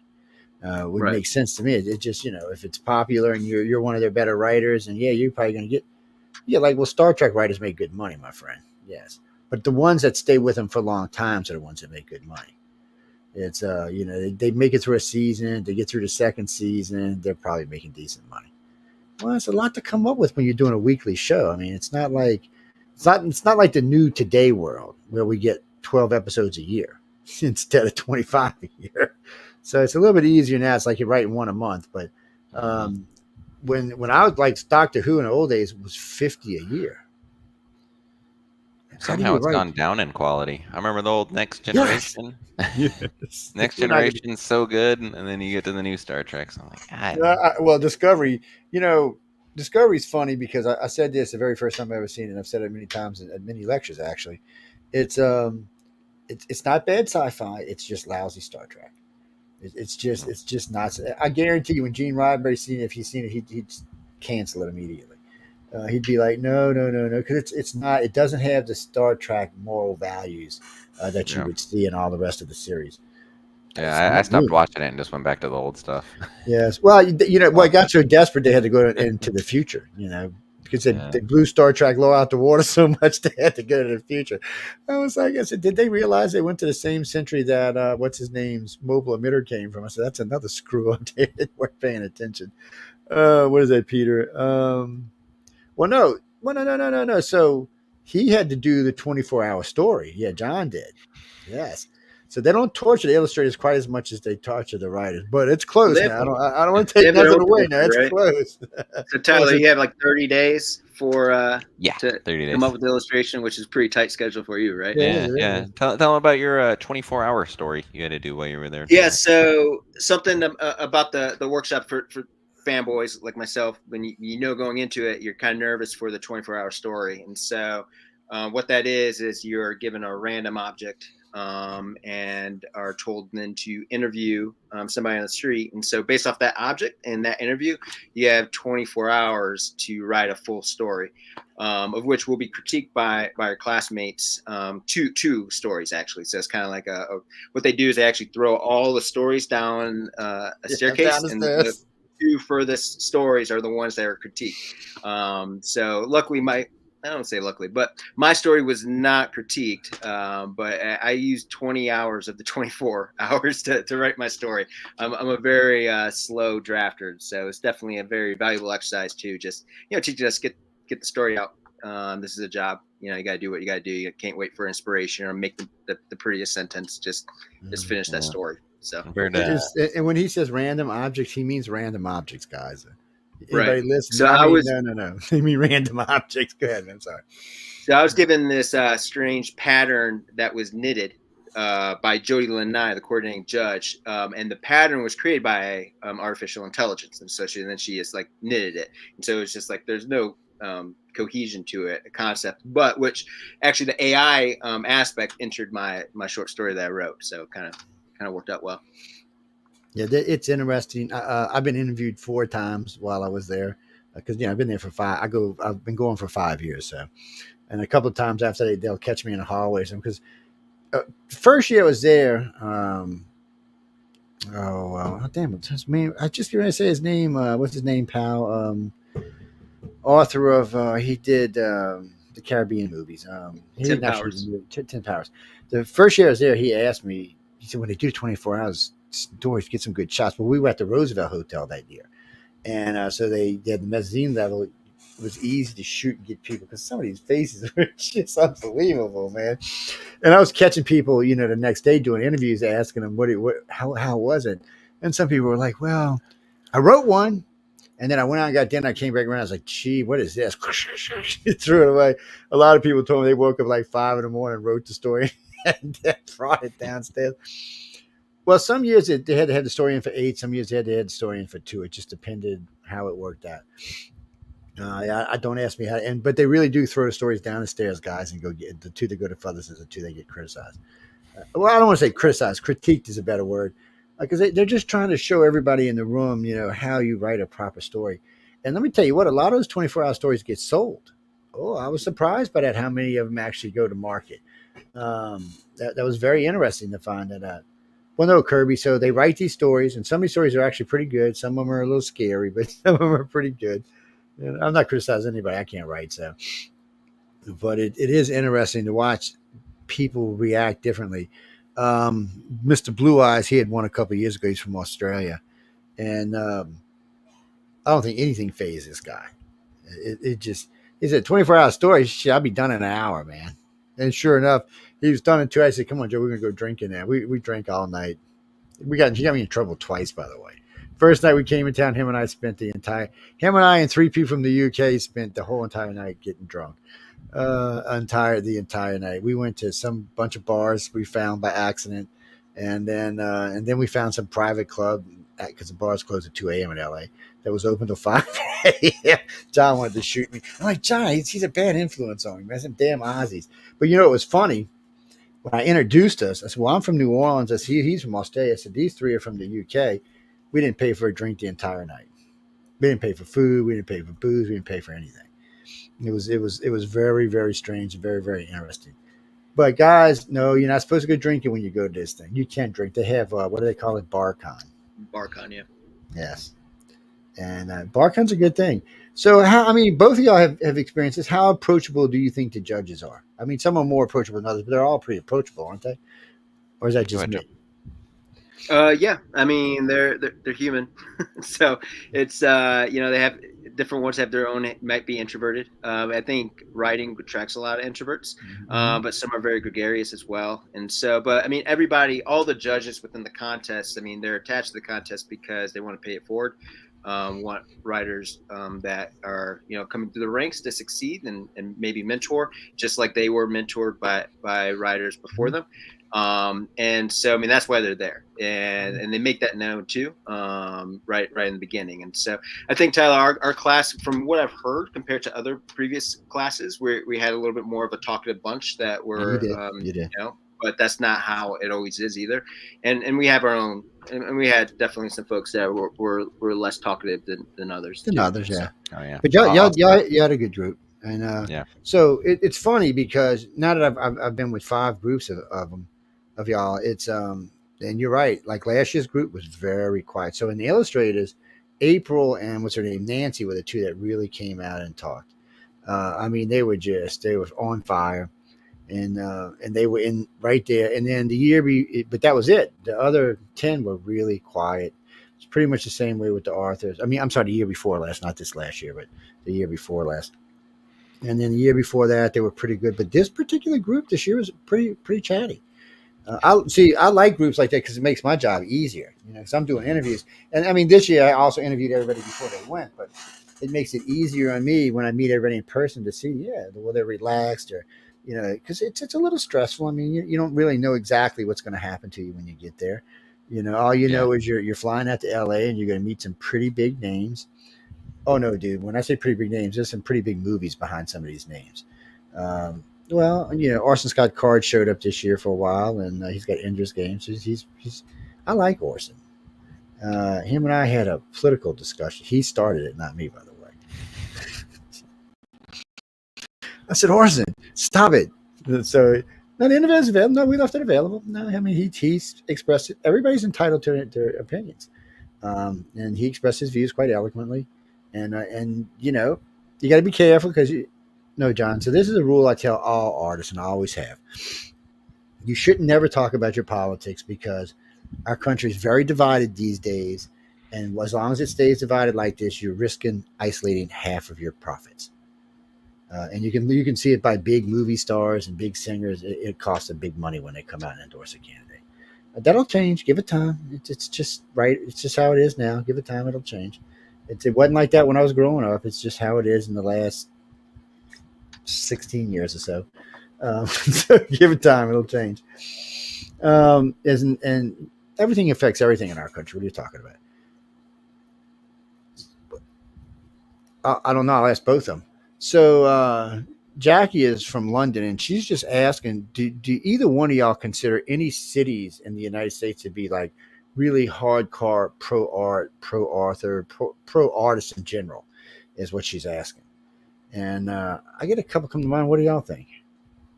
Yeah, for art, for illustration, Austin has a good traditional scene, and then some cities in California are more towards the digital, just because that's where a lot of these Silicon Valley and game companies are at. So like San Francisco has a lot of game companies, so they have a lot of art flowing there. Yep. What do you think, John? So on the writing end, of course, New York City, you have the big presses over there, and so that attracts a lot of writers. Seattle is a hotbed of speculative fiction. There's Clarion West. It's an organization, speculative fiction, kind of like help writers blossom, and so that they're based there. So I think that has to do with it. Utah has a very strong presence for sci-fi fantasy as well. There's turning out tons of writers, a lot of winners as well, and so there's definitely something in the water there. Yeah, I think they got #1 readers and #1 authors last year for the amount of sci-fi. And well, I don't want to say just sci-fi. I'm really bad when I say sci-fi. I kind of mean a much bigger realm. It's just a bad habit of mine, but it really is big there. It really is, and they're very literate. It's a very literate state. They read a lot. It's I think their literacy rate is almost 90%. That's outrageous for our country. When I'm saying literacy, people, it's just the amount of people who are reading regularly. I don't mean that you can't read or write, and I just mean people that are just regular. They just pick up a book and they want to sit down and read for 2 or 3 or 4 hours. You don't find numbers like that in most states in the United States now. Yeah, and there's also like so David Farland, the previous coordinating judge who became my mentor, he taught a very famous class called 318R at BYU. And so the undergraduates and graduates would take his course, and it was all about speculative fiction and novel writing. And then Brandon Sanderson has since taken over that class as well. And so I do know that there's just a lot of infrastructure set up to kind of bring those talented writers and attract talented writers to the speculative fiction field. With the Brandon Sanderson, the part of his contract was all his lessons had to go on YouTube, right? So I watched those and I loved them. They were so good. Really right. good. Those are fantastic. Fantastic. So if we have any writers in the audience and you want kind of nuts and bolts on how to do it, just look up 318R Brandon Sanderson, and all his lectures are on YouTube. And they're great, just to kind of tell you how to go from blank page to the end. Yeah, it's funny you say that, because it was him, myself, Tom Wood, Larry Elmore, and Echo were sitting down chatting about Bob Ross. So people, if y'all don't know who Bob Ross is, he's just a guy who would paint a picture on a show, and usually an hour, and they weren't bad pictures, and he made decent money doing it. And we were talking about. He said, should people consider this as a career move? Now, I will tell you this. In the French Quarter in New Orleans, in front of St. Louis Cathedral, they have people out there who paint portraits in a day, or actually in an hour or two, make anywhere from $500 to $1,500 a portrait. Yeah. And most of them are selling at least a portrait a day. There's a lot of traffic there. But, do you want to go sit out, in a chair? It's beautiful. Don't get me wrong, but is that a line of work that you want to do? So I have to think about that.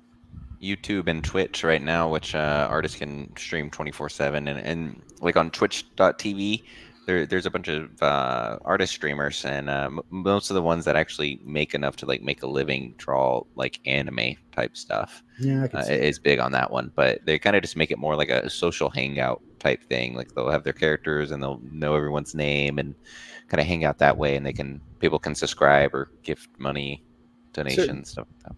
Yeah, well, that's always. Well, we're actually on Twitch, so Are we? Yeah. So, John, you have any lunches? I mean, I know it was Kevin J. and who was it? Was always trying to get everybody to go to lunch with him. He's like, well, whose birthday was it?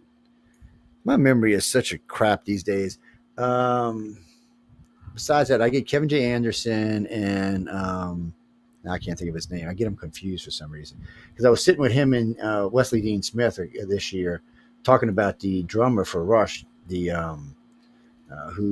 a good friend of his, who had gotten terminal cancer and didn't want anybody to know at the time. He said he wanted to see all of his friends before it got to the point where it was bad. And they were telling me about it, and I was like, and then while we were sitting there, I kept seeing this group of people. There was like 5 of them standing up. We were sitting by the bar in the Lowe's Hotel, and we were none of us were drinking. We were just eating. I kept seeing these 4 people, actually 5 people sitting there. I walked over and I said, "Do you want to come talk to these two?" And they're like, "Yeah, but they're going to get upset." I said, "No, they're not going to get upset." I said, "You know what? You can take." I said, "Dean, I got to go. I'm going upstairs. I got some interviews coming." I told Andrew, I got to go. And they came and sat down. And when I came back 3 hours later, they were still sitting there talking to him. That's how approachable these people are, guys. I mean, I haven't met any judges yet that I found that was real standoffish or real snotty. Craig, you don't know who Larry Elmore is? I thought you said you were an artist. Larry Elmore is Dungeons and Dragons, my friend. He's the guy who does did the dragons for Dungeons and Dragons. Yeah, he's one of the original ones. And he can out-talk me twofold. I don't know about that. Oh no, he can. Trust me. We've talked a couple of times. Had to talk off. Oh man. Matter of fact, Tom Wood was laughing his ass off. It was him, Tom Wood, myself, and I can't remember that one of the winning artists who actually went to do some work for Tom Wood. We were sitting up there talking. He said, "Joe, I've never heard you be quiet before." I said, I can't get a word edgewise with Larry. Larry's got some of the best stories I've ever heard. If you can ever get him on his storytelling mode, Jesus, you don't even want to go anywhere else. I said, "You ought to let me record all these and put these up for sale, man." I mean, he's got some really good ones. I put a call into him the other day because I want to see how they did. Because I know where he lives, and I wanted to see how he did, through all this mess that went on. But I ain't heard back from him, so I hope he's okay. You're thinking of Larry Nevin is who you're thinking of, Mike. Yes, that's a whole different person. Yes. I was Larry Nevin's date for 2 years. Don't ask. Just don't ask. Don't ask. So very first, I got to tell y'all this story real quick. So the first year I was there, they introduced me to Larry Nevin. I was trying to get an interview, so I was walking around. I was like, he thought I was like the plague or something. Like I was going to take him behind and shoot him. I don't know what he thought, but he was scared crapless of me. The next year, we were at the gala and they were waiting on something. And I don't know, not Emily, Jody walked up, grabbed me by the arm and looped my arm on his and said, "Okay, this is your date until we get inside." I'm like, okay.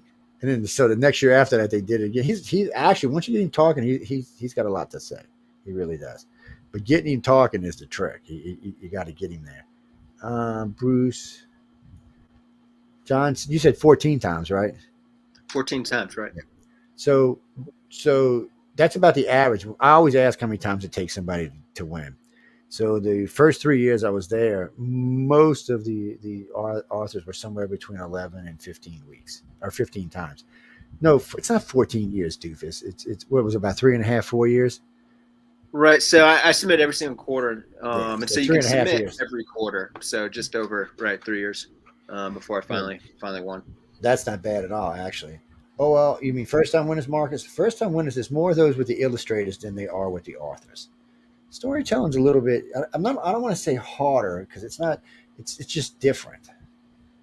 Yes. I think there's more submitters in the writers also. Yeah, I think there is. I think you're right.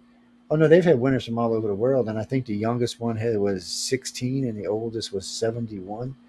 Yeah, I interviewed them. Yeah, they're nice people. I remember that little girl that came from Spain. She cracked me up, man. She was like petrified, and then all of a sudden she wasn't. I was like, what the hell happened here? It was just kind of funny. Well, we don't ask who people's favorite judges are, Denise. I'm sorry. Because judges actually listen to my show, and we don't want to get in trouble.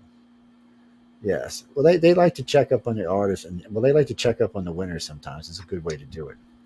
Well, they know Carmen, and y'all probably don't. Y'all know who Carmen is, but the people listening, y'all probably don't know who Carmen is. Carmen does guest acquisitions for my show. He works for Writers of the Future. He's one of John's people. No, he does it for free. He's a very nice guy. Yes. He's also like 6'8" or something. He's no, he's big. He's big old tall sucker. Yeah, I give him shit all the time. But he's a good friend. Rhonda, what you got? Where are you? You know, I've been letting y'all off the hook tonight. So, Rhonda, where are you from? Seattle, Washington. We were just talking about Washington a few minutes ago. What you doing up here in Seattle? How's the weather? You don't want to talk about it? Why? Is it bad or something? Actually, I've always had a lot of respect for Seattle. I mean, y'all had some rough spots there, but um, I also like you're so close to whatchamacallit in Canada, Vancouver. It's yeah, both those cities are very nice. But anyway, what's your question? Oh, no. He okay, well, I'll ask John anyway. But she was asking something about near now science fiction. I said that wrong, I'm sure. Oh, I know what you're talking about. So you're talking about science fiction that's close to the time period we live in. Is that what you're talking about? She wanted to know if you write anything like that, or if you could write anything like that. Yes, so I have like near future kind of stuff, right? So yeah, I mean I've been in that playground. As far as sales and stories that are published, not yet. But yeah, I have a few short stories that are kind of in that realm. In fact, that's a lot. I write a lot of dystopian stuff. So kind of which it lends it to kind of you're taking an idea now and just extrapolating a little bit further and what that means. And so it's definitely a playground that I play in. Jesse, how long you been listening to this show? Since the beginning, right? You don't know what dystopian means? You better go Google it. I'm sorry. I've been like I said, I've been in picking mood. I might have to move this show to Sunday to give everybody a break. No, really, go look it up. It's going to take you about 2 seconds. Chris, well, no, Christopher, fantasy's fun. I mean, he was talking about light horror and dark side horror. Well, you got to be careful with Writers of the Future. You can only go in so many places with Writers of the Future. Now, see, now he's not writing for them. He can go darker. Writers of the Future has boundaries, not bad boundaries, but I always, and you can tell me if you feel the same way. But I always, when people ask me, I always tell them, if you're going to be writing for Writers of the Future, I'd say PG-13. Is so the they best way to give it. Yeah, and they actually strictly state that PG-13. So like they're trying to get they're getting their anthologies into middle schools and the libraries, and so because of that, they wanted PG-13. Obviously the kids are reading things much rated R, but it's the parents they're worried about and the librarians. And so you if you are submitting to Writers of the Future, no F-bombs. Now they're getting even strict on cursing. As far as whether you place or not. My story had a few curse words. They made me take them out. The content of Squiddy, my story, is pretty adult. I was surprised. I was pushing the envelope for Writers of the Future. You definitely were. But it's a good story, though. Thank you very much. And so, but yeah, so most of the Writers of the Future stories will have a hopeful ending. Are PG-13. There's a taste to a Writers of the Future story that's different than say other markets. And so, if you're writing for that market, you should know that market. But a lot of stuff that I write wouldn't fit in Writers of the Future. Yeah. Well, that's a lot of the authors. What's up, Christina? Well, no, they want as John just said, they want it to be able to be marketable to children, to kids. I mean, we're not talking little kids, but I mean, even a lot of the stories are even appropriate for little kids. I mean, I've read, I've read 10 books now, and I'm sorry, 12 books now. And most of the stories I would let my grandkids read. Well, most of my grandkids are older now, but still, I'd let them read them. I don't consider anything bad. I mean, y'all were asking me last night about David Hankins' book, The Death of a Taxman, and they're like, it's got to be a horrible story. I'm like, no, it's not. It's not all dark as what y'all think it is. But anyway, you have to read the stories. Don't forget, people. There are 24 pieces. Well, there's actually more, but there are 24 winners in the book. So you're going to get 12 good stories, 12 good illustrations. And then usually they'll throw in a couple of runners up. And there's always going to be a story about the cover. So this year, I think Dan DeSantis did the cover. Yeah. And I forgot who wrote was it Kevin J. Anderson that wrote it? Or was it? Okay, yeah, it was Sterling. Okay, so I get no. No. So one of the judges usually writes the story, and one of the judges usually does the artwork. Last year, which was stuff on the ground, which was this one. Tom Wood did this one. So it just, and so you can see there's a lot of good artwork in there. There's a lot of good stuff. No, I'm not giving the fear tape away on this show. No, sorry guys. I gave one away last night though. Mm-hmm. Yes. Well, we were bidding on a new theme song last night, so we let whoever. Once we got over 100 votes, whoever was 100 got to. What's an audio copy? No, I'm gonna give some more away. Just calm down. I'm giving a couple things away before Halloween. We're giving away this lightsaber. Up there it is. Look at that. This was given to me at FanX 2 years ago. I work with this company that makes these, and we give away about 40 every Christmas. And let me tell you what, some of the ones we've been giving away, they're $1,000 to $1,500 a lightsaber. Now this one here is probably worth about $400. So it's not real bad. Anything that's Star Wars themed is going to be at least $500. I think Ray's went for 6 or 7. Kylo Ren's, his was $9.99. When it came to Luke had more than one, so it depends which one it was. Some went more than others. Don't ask me. I'm a Star Wars fan, but not that kind of Star Wars fan. But we do give them away, and we give away a lot of books. So we always tell publishers, or people, authors, if you get a new book out. Or even with you, Tyler, we tell illustrators the same thing. If you got something you want displayed, you see, as you can see behind me, there's a bunch of them back there. Behind you. And when we get the new ones, they're standing up, so you can see them better. Once they've been up there for a while, we'll turn them over, or we'll give them away, or something. As you can see, there's some of David's. This here is Lazarus Black. This is Echo Chernik's husband. I wrote this book right here. This is Wolf Moon, a Howling Good Story. How to write a Howling Good Story. And then there's other stuff, and then there's some L. Hubbard stuff in there. And then over here, you got 9 Human by Gary Haston. We do because we do authors outside of Writers of the Futures too. But if you get something new that you want, let me know. Send it over. I'll put it back there, and then like somewhere around Christmas, we'll give it away. And you give it away. So we give away anytime we give away a book, we always push them for a whole month. That way, maybe might get some sales out of it. It's easier to get sales off of this show than it is off of the other shows because these are tailor made for this kind of stuff. Some of the other shows are just like the news shows, unless it's something just that's mean, they don't want it. Right now, somebody's so cranky, it's just not. That show does 4.5 million listeners, and Janine, that's why I keep bringing it up because I keep saying y'all posting that stuff. Get out of here. Go post it somewhere else. Thank God y'all didn't come into the YouTube pages today.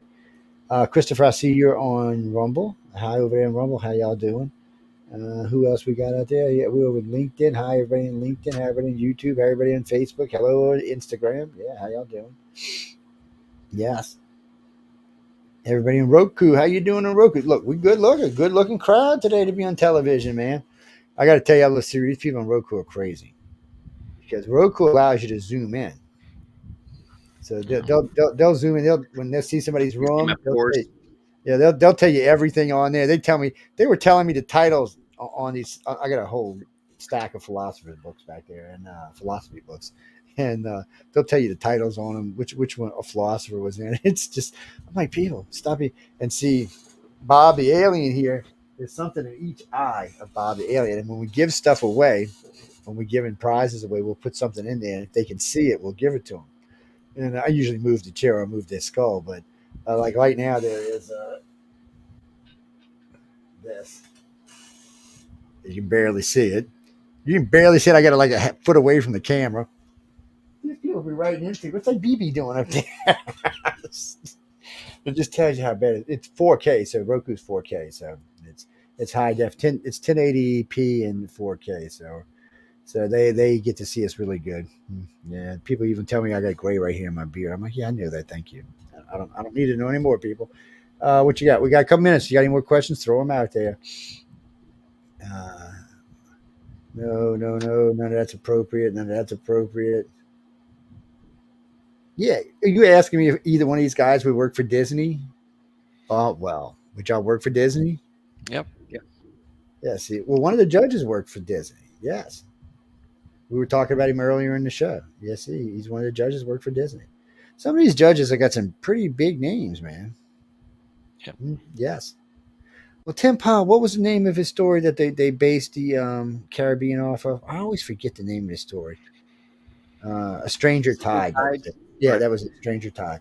And yeah, so he had to sue them to get credit for it. He finally got credit for these movies because these movies were based on his novel, and he finally got credit for it. Yeah, well, sometimes you got to fight for it. Dean Wesley Smith is different. He's just a self-publisher. He writes a lot. Him and his wife write a lot. Right. Over 800 books over a career. Well, he's got his own publishing company. He does the whole thing. I mean, he's start to finish. It's all him. He's an indie publisher, yeah. Independent publisher, yes. That's what indie publishing means. Well, what do we have? Some weird crowd in here today. Usually the crowd here is way literate. I mean, way funny about, they know every literary thing that comes to anything or anything illustrated. Because, we follow Echo Chernick's show. So there's always a lot of people in the illustration follows into this show. And what's that? The other John? We're going to call you the other John because this is the main John in the room with us. So what do you got for us? You mean you're talking about like art for the government, like presidential art and stuff like that? I don't know. I'm not saying working for the government's bad, but I don't know how you would get one. I mean, how you'd go about getting a job like that. I think you did a actually illustration in this year's book. Let me see, what was his name again? I think it was Lucas Durham. He did that illustration inside the book, and he actually has work in the Smithsonian. I think that was coins that he did for the government. Yeah. So yeah, he put in just apply it online. They put out on YouTube that they were hiring artists for these like what's the word? Commemorate. Yeah, thank you.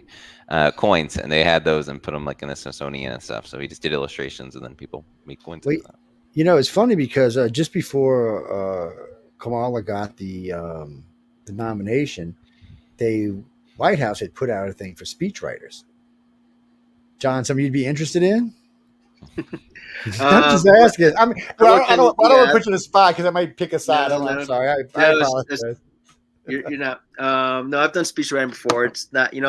I fiction is kind of where I'm at. My mind was gearing talking about illustrations for the government. Just recently, Michigan did this contest where you could put in your own illustration for the "I voted" sticker, and this 10-year-old actually won with this. You should look it up. This werewolf I saw that off his shirt saying "I voted," which is pretty awesome for that 10-year-old. A very amusing sticker. See, people, that's why you should always try. You never know who's going to win. Yeah, shoot your shot. Yeah. You don't until you actually go for it. You don't know. Well, to be honest, Michael, to be honest with you, I wasn't going to do radio. I never thought I could do radio. I was doing research. I owned a construction company, and I was a national director for a research organization, and I used to do lectures on the side. And we had a chat group that we do lectures in. And some guy who owned 1690 AM radio in Riverside, Iowa, the future birthplace of Captain Kirk, offered me a job doing radio. I was like, you got to be kidding me, right, man? I can't do radio. I ain't never done radio. What are you, crazy? I ain't getting on the radio. It took him a while to talk me into doing one show. And the very first show I did, I got in an argument with a guest. I mean, an argument with a guest. It was a bad one. It was one of those arguments. But anyway. And I said, well, I ain't never doing radio again. He said, man, your ratings are through the roof. Come on. So I've been doing it now for, if you count with them, almost 30 years. And so you just never know, people. Until you try something, you never know. No. Lecturing, like I was telling Tyler, when they get up for the gala, the very first time I ever got on stage and looked. See, I never thought about it. I said, well, I'm going to get up and give a lecture. And I never really thought about the audience looking back at you. It's kind of like, what the hell did I get myself into? Now, to be honest with you, I just find one or two or three individuals in the crowd and I fixate on their face and I just go back and forth. That way I'm not looking over the whole crowd. Because if I get to looking over the whole crowd, I'll forget what the hell I'm saying. It's just easier for me. There's tricks for everything. Jimmy and they heard me. I give a small lecture at the end of every year, just telling people how to deal with basic press idiots, because there's always going to be somebody. It's like if John put out a really good book, but it was a little controversial, or if Taylor put out a really nice piece of art, but it was a little controversial. You never know when a host is going to wamboozle you, try to broadside you. Well, I always tell authors, always ask the host, have they read your book? And almost every host is going to answer yes. But out of that, I would honestly say only about 20% actually read the book. Most of them will either get somebody else to it or go look for comments online or something like that. It's cheating, but yeah, when you do a show a week, it's a little hard to read everybody's book all the time. But I tell people all the time, if you want me, send me an audio. See, like the new ones are in audio now. So audiobooks are fabulous to me. I have an hour and a half drive back and forth to New Orleans when I'm working in the city. So it gives me lots of time to listen. When I'm working or doing archives or stuff like that, I can just pop one on and listen to it. Because I can't really sit and read while I'm doing work. But I can sit and listen while I'm doing work. I recently had a author come to me wanting to do their 4 books. And they at first were like, oh, I'll send you all 4 books. And I was like, oh, man, I don't know if I'm going to have time to read 4 books in a row, then do the illustrations. But luckily, she put in this little snippets of like what key moments she would like to see illustrated for the book cover and stuff like that. And then I did a bunch of those, and she ended up choosing none of them. And we're like, oh, what if we do like this instead? That doesn't actually have like anything to do with the books. It's just a pretty character. That happens sometimes. I bought books because of shit like that. I ain't gonna lie to y'all. I've talked about this before. A lot of times the cover will sell a book, even if it's not a good book. I remember I was somewhere. Where was I? I was in Utah, actually. I was down by Area 51, and we stopped at this little bookstore, and they had all these little paperbacks, and I was bored because I wasn't driving, so I said, I'm gonna get me a book to read. And I seen this cover. This is gonna be a really good. I threw it out the window halfway through it. If I'm not kidding you, poof! It went out the window halfway through. Good thing it was only $5. I was like, nope, I can't do this. Oh no, okay, I'm not kidding y'all, people. A good cover can sell a book. Can make it way easier for the author to sell a book. Yes, it is. Especially when you go to a bookstore and you see, 10,000 different books, and you don't know what you want to get, and then one has a cover that stands out to you or catches your eye. So, John, any plans for a novel anytime soon, or? Right. So I'm currently novelizing Squiddy right now. Are you? Cool. In the process, so right, I'm almost done with the first draft, so I'm kind of towards the tail end of that before revision. So on a side note, how many words are we talking about? I know because this has nothing to do with content, but I know y'all can only do like 17,000 words for Writers of the Future, right? That's the max. Right. Yeah. So for Writers of the Future, the short story market, and so the max is 17.5, I think. Yeah. Or maybe 17, and then there is no minimum. What?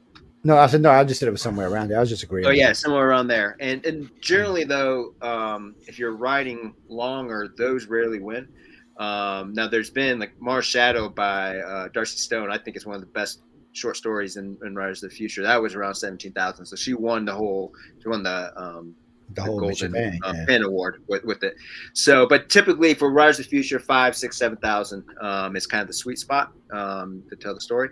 Now, for a novel, I'm aiming right now to finish my first draft around 100, 110,000, and then a revision. So I write long, and then I can cut a lot.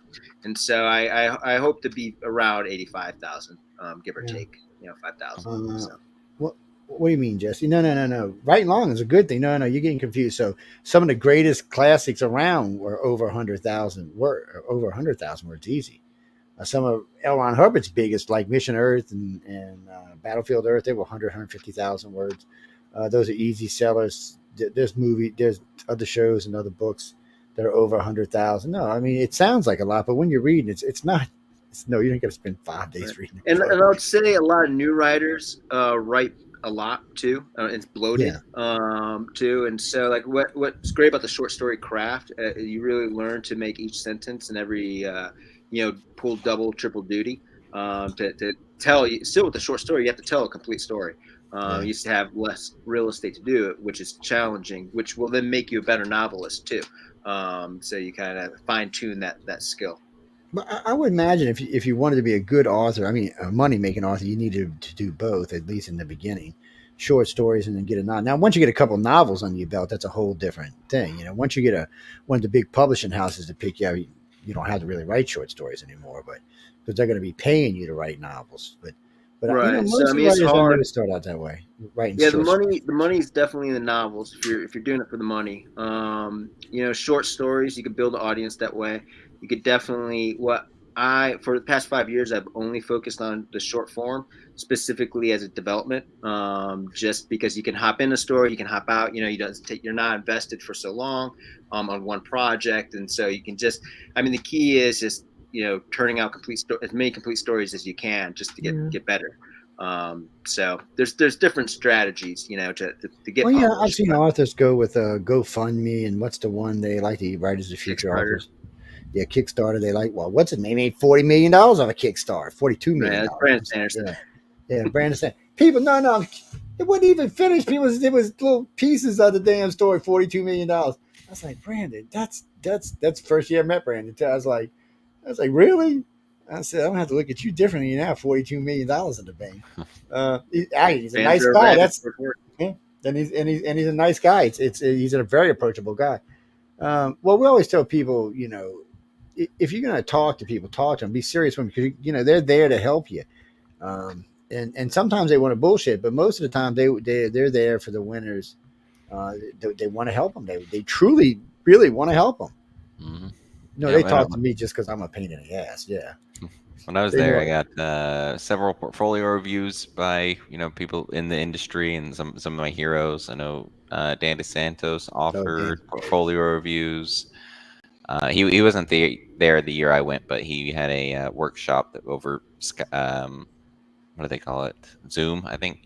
Yeah. He had a workshop over Zoom, and he offered people portfolio reviews. And I even emailed after I came home after the week in Hollywood. I emailed all the people, the judges that were there, and were like, "Hey, thanks for having me." I had a few reply saying, "Thanks, it was nice meeting you." But yeah, he's a nice guy. I mean, Dan's a good guy. Him and I have sat and had a couple of drinks together, and it's funny because first year I met him, I met his wife, and she's very, very nice. And we did they had the after party in my room the first year I was there for some reason. Not sure how that happened, but there was a lot of good people. I mean, the illustrators are a little bit more outgoing than the author judges are, but and it's really weird because when it comes to the winners, the illustrators are not as outgoing as the authors are.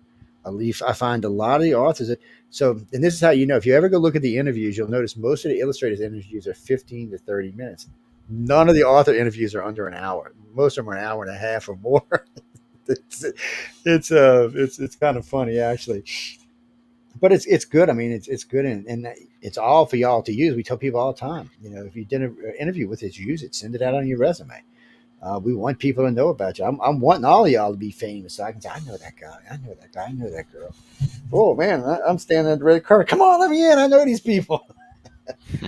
What's that, Gene? Oh, we're getting ready to go. We'll give y'all one question and we get out of here. What do you got? No, we already talked about that. No. Actually, I'm with John. I would say the number one city in the United States, if you're going to be an author, if you want to get published and quickly, it would be New York. I mean, there are several major publishing houses, but there's also smaller ones there as well. Unless you can afford to go live in somewhere like London or something. That might be a little bit different. Or if you live overseas. No, if you're overseas, I would say one of the Scandinavian countries might be a little bit more in tune. They have a higher reading rate. Believe it or not, I would put forth where you live nowadays with, really doesn't matter as much with the, digital side of things. Obviously, you can network.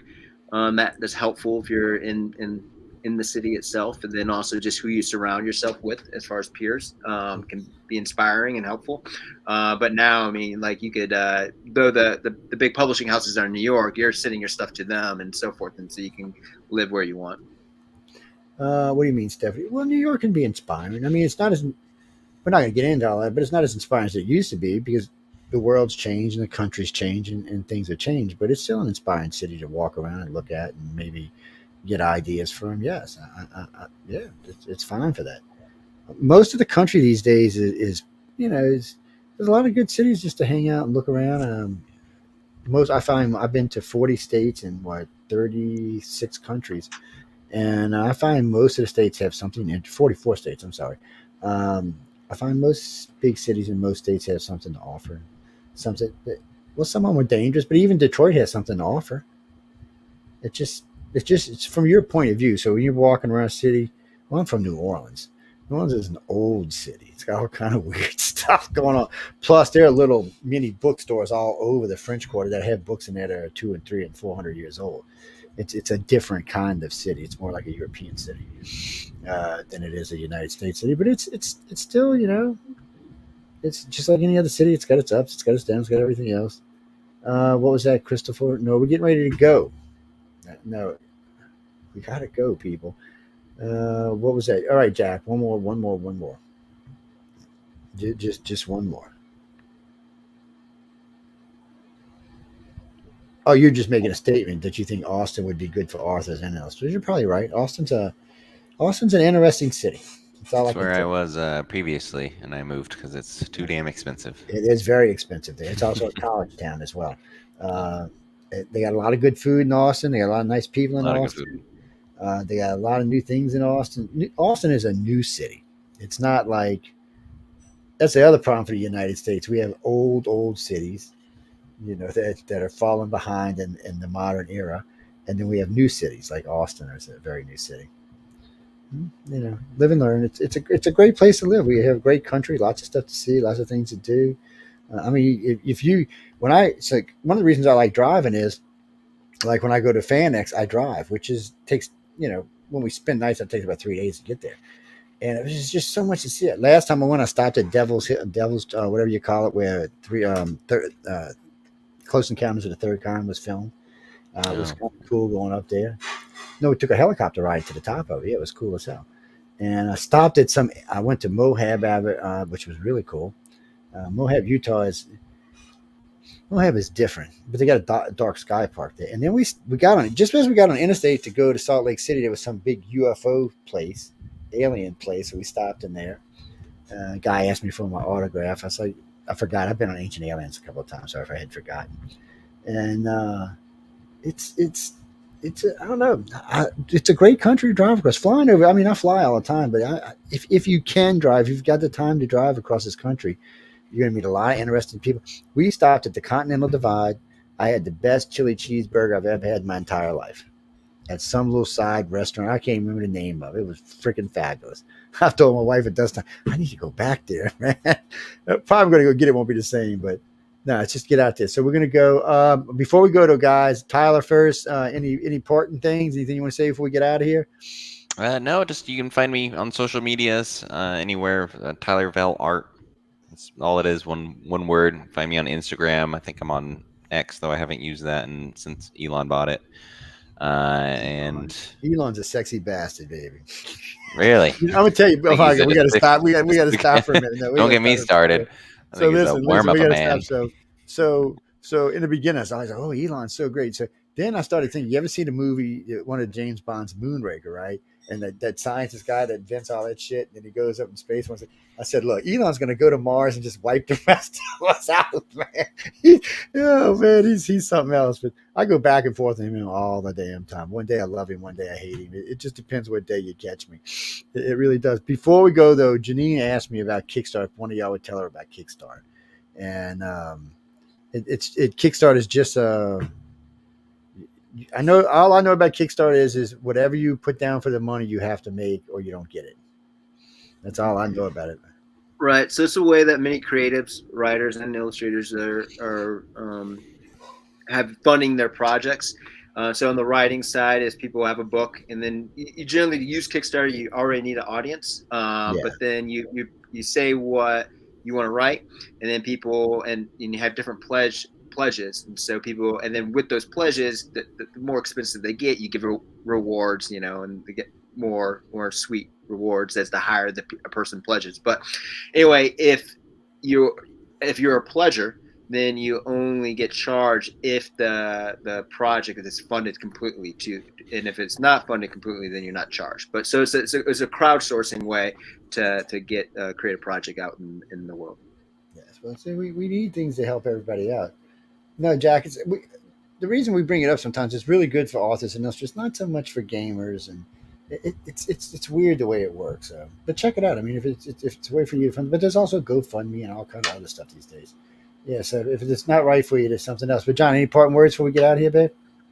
Oh, sure. So you can go to my website, jschleicher.com. I do the socials, Threads and Instagrams. Instagram is the one that I use, or are the ones that I use. And so as my handle is at jschleicher.com. Recently had a story sold to the Colored Lens. So if you want to read another one of my stories besides what's in Writers of the Future, there's a place to do it. Also, if you want a free short story of mine that's horror, so Creepy Podcast recently narrated a horror short story of mine, and it's on YouTube, and you can listen to it. So it's called A Snip Away from Freedom. So type in A Snip Away from Freedom, and then my name, John Eric Schleicher, and it will come up. And that's on Creepy Podcast. But yep, jschleicher.com is kind of the hub for where it can direct you to anything that is that I'm putting out. Do me a favor, John. Send me that link to my email at icar@cox.net. And when I do our next publishing to our Facebook pages, I'll send it out to it, because I think between the 14 pages, about 400,000 viewers. So I don't know what they, because like the UFO Paranormal page is like 40,000. You would do something for like 30. That's all my personal pages are maxed out. Yes, John, I have three. The other John, I have 3 personal pages because. Never mind, don't worry about it. I just have 3 of them. It's just the way it worked out, my friend. Thank you, Joe. Yeah. No, I had a great time. I always like talking with guys like y'all. I hope y'all. I hope y'all make big money. I want to see y'all invited to the White House, man, and have a good day. And we don't know who's going to be at the White House. So shut up. We're not talking to you. Friday night. I'm going to bring a banner in here from now on and say no politics except for Friday night. Yes, This is my messenger group to drive me crazy with this tonight. There's a bunch of stuff left over from last night. They've been sending me all day. No, I ain't telling you I'm voting. I told you I was voting for John Kennedy and he quit. So I don't know what to tell you now. I guess I'm out. I'm not telling you I'm voting for because I don't know. Yes, I'm one of them undecided. What can I tell you? I'm undecided. Yes, just stop. Anyway, we're gonna get ahead. I apologize, guys. Just keep posting. I gotta shut this because if I'm done, I'll keep answering. Let's turn that off. I hope y'all do really well. Really, I hope everything goes good. I know. Hopefully, I'll talk to y'all again in the future sometime. And you get any novels, you get anything out you want published, just send it. I'll put it right back there, and let me know. And what we'll do is we'll keep it up there for a while so it can get known. So you heard me like tonight. We plugged about 5 of them back there tonight. So, and we'll just plug them away. And it's not just us, because John comes on, he'll be plugging them. Because usually when he comes, he'll plug them as well. And sometimes they get drug over to Writers of the Future, which comes on the first show today. And so they'll get plugged over there as well. And so, we want to see everybody do well. It's one of the reasons I got involved in this. I got involved because I wanted to make sure it was what I was told it was.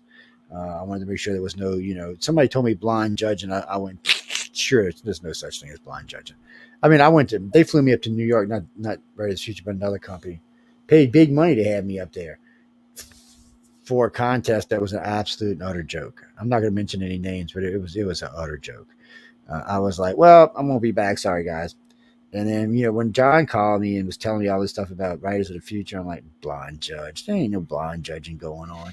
You ain't taking everybody and flying them out there and not charge them. I ain't believing that shit. I did. I literally gave that man shit for a year.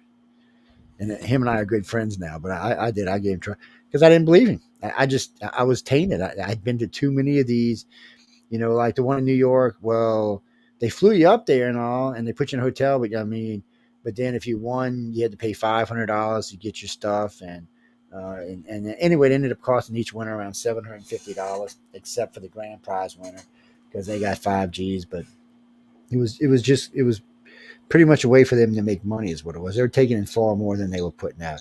And they put them in rinky-dinky, crankety old crappy hotel.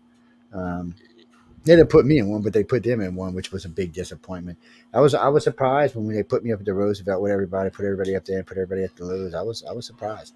So anyway, we're going to get out of here. People, writersofthefuture.com if you want to join and win and get to be like one of these guys and be famous. And they're going to be famous, trust me. Oh, yeah. There's a lot of people come out of these books that are making big money these days. There's Writers of the Future, as far as a contest goes, has really good juju around the country, not just that, around the world. So it helps if you're a winner. If somebody you're talking to about a job, oh, I won the contest, and you're like, oh, really? Well, let's talk to you a little bit more. Well, it just means you're a good artist or a good author right out the door. It's not a question if you're good or not.